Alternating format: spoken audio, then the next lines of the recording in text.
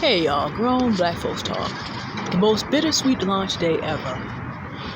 This is not the video I intended to make, nor was this the spot I intended to sit in, and it is launch day for Seizing the Crypto Bull Run for Financial Freedom, but I'm going to have to do the launch day, the sequel video tomorrow.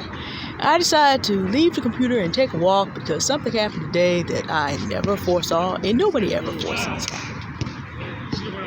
And of course in the background you will notice the sounds of men rejoicing on the basketball court. A little closer than I would normally be, but there's a lot of people out here on this beautiful day. Cute little dog. I was scheduled for the launch day interview today at noon, my time. And the person I was going to have the interview with missed it. And so I just sat there and I waited. I let the person know I was there because, stuff happens.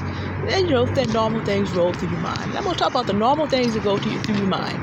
This morning, things did not quite start out as planned. All kind of things were going on. But something was off. And I knew that.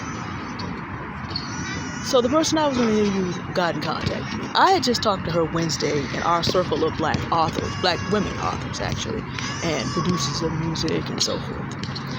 That was actually the meeting I had to go to after Raw Aunties on Friday. So I had gotten to that meeting. I had said hi to everybody there. I had made my book available as an advanced reader copy to all of them Wednesday. I saw them on Friday. On Sunday night, one of those ladies died. The Lord took her. She wasn't sick that we knew about. The only thing that we knew was that she was a caretaker, doing what black women do for their entire family. And one of the things that the person I talked with said is that when we pass away, it changes the trajectory of the entire family. I've seen that so many times. So she passed away, and the person I was going to interview with, who'd known her for years, was devastated. She's like, but I can be ready in an hour. I'm like, no. Take the whole day off, and I'm going to check with her tomorrow, and if she's still not ready, we're just going to take another day off, because it is that serious, but it ain't that serious. So let me tell you what generally though goes through your mind, because we've all were acculturated to be overworked, underpaid, competitive, self-centered, narcissistic Americans. Okay? Why did all this stuff got to happen on my day? I've never had a book launch with somebody I gave the book to died. Now I'm behind on the things I'm supposed to be doing. And all this goes through your mind. But as you mature, you learn how to put it to the side and be human. Now, this young lady I'm saying that nicely, she's close to my mother's age. But she lived to the day that she passed away, doing the things that she wanted to do, handling the things she wanted to handle. She was enjoying her life overall. She had support. She doesn't need Bitcoin. Where she is, the street is made of gold. The gates will be hung with pearl, and the walls are being built up by precious stones, 12 different kinds. And more importantly, she gets to be with the designer while he does it. But that doesn't help those of us on a human level. I mean, we know this, and most of the people around her understand this. But it's just like, that next meeting we're going to have to do, it's going to be rough. The family she left behind how? Because this was so unexpected. But you know what I thought about? One of her last memories before leaving here was being blessed by a community of supportive, non-competitive, loving black women. That was one of her last memories. Her last memory of me was receiving a gift of love. No need to compete and compare, and did you have a chance to read it, and blah, blah, blah, none of that. It was just that we were all together blessing one another with our ideas and our brilliance and our shared faith. Being able to have Christian fellowship in addition to doing the things that we were doing. Now, I'm out here on Pacific time. That particular group is Midwest. But I was still able to be part of that. And even though it is very bittersweet, that's kind of rough. I didn't know her well, but I understand the impact that's going to have on us. this wonderful group of authors and musicians that's going to have on us.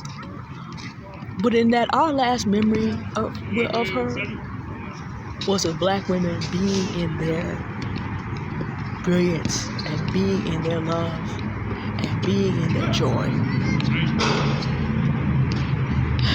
As the Bible is very clear about, and it's also been said many other times, many ways, man knows not his time.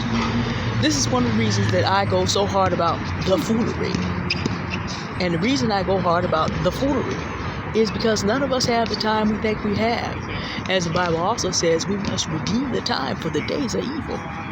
And if you've lived in the United States for the last 7 years, you realize that there's much more capacity for that. Perhaps you heard it from your elders, from your grandparents, your great-grandparents, how deep the capacity for evil goes.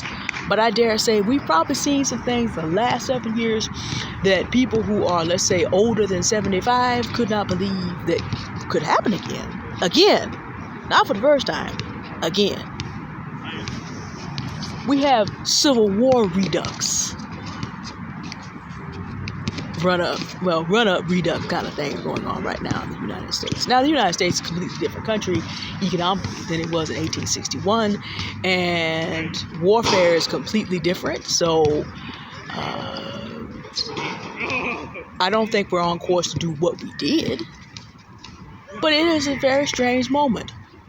The days are evil. But the other thing is, the more time we spend being mad at everybody else, the more time we spend competing with people who are not our competition, the less time we spend loving on people, because on any given day, we do not know if we are going to wake up, to say nothing of anybody else.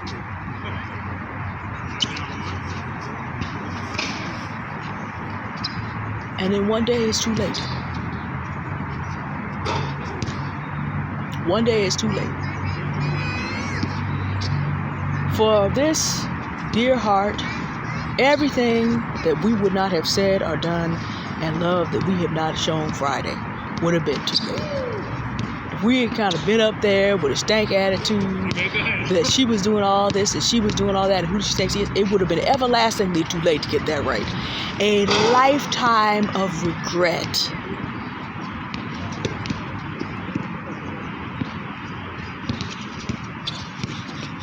But that's not what happened, and I thank God for it.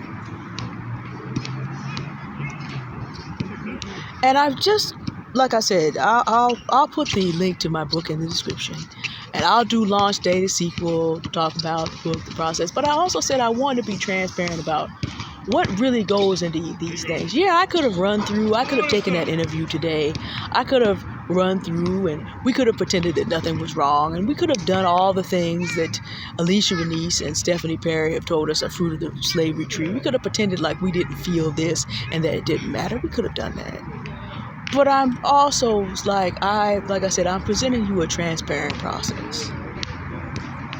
The link is also up on my community page. I had some people ask me about it. Like I said, I just got thrown for a little bit of a loop today. I am behind on my own schedule, which I really hate being. And like I said, this stuff rolls through your mind as if the universe runs around what you have planned to do.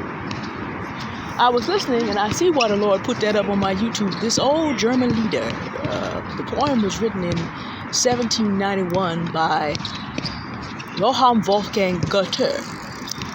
Hopefully my German's good enough. I got that out right. Limitations of Mankind, Grenzen der Menschheit. And the song is about what happens when mankind attempts to measure himself against God. It does not end well. But the idea is, stop trying to be in charge.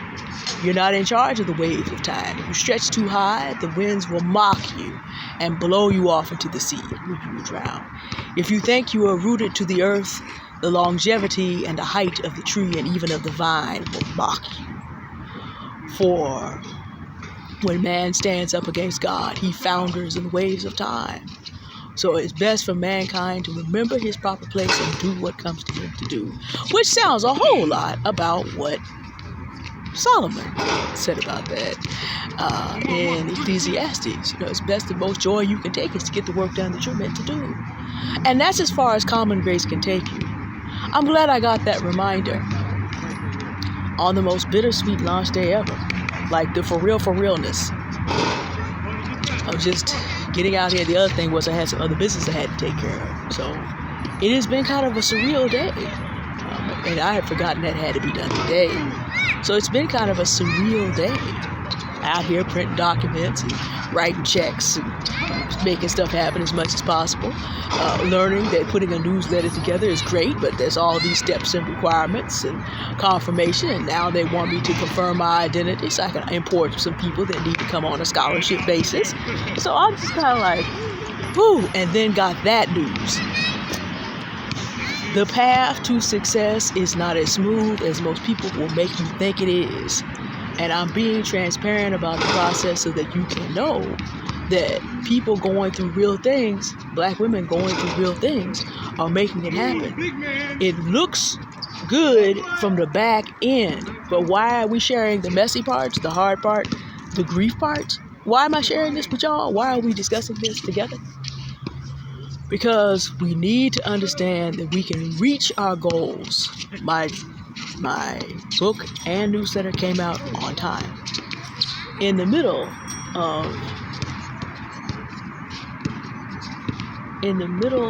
of fully appropriating our humanity. In the middle of working with what life has on offer. The other thought that could go to I should be celebrating today and now this happened. No, I'm alive still to do the work I need to do. And this sister from the circle is alive too. The streets are made of gold. The gates are being hung with pearl. And she's in the presence of the designer that's building it up for his people forevermore. She just lost to us here for now. That's worth celebrating. And at some point, y'all will see me out enjoying myself about the book and the newsletter. Tomorrow, launch day, the sequel. We'll just reboot what we would have said today, tomorrow, and I'll be in a better frame of mind to be able to be all happy and have all my purple and gold trade dress on tomorrow. Today, I just need to get out here and, let some folks know, because I was behind, and I know I have one subscriber who's like, I don't see the link up. Y'all have to remember, I'm on Pacific time.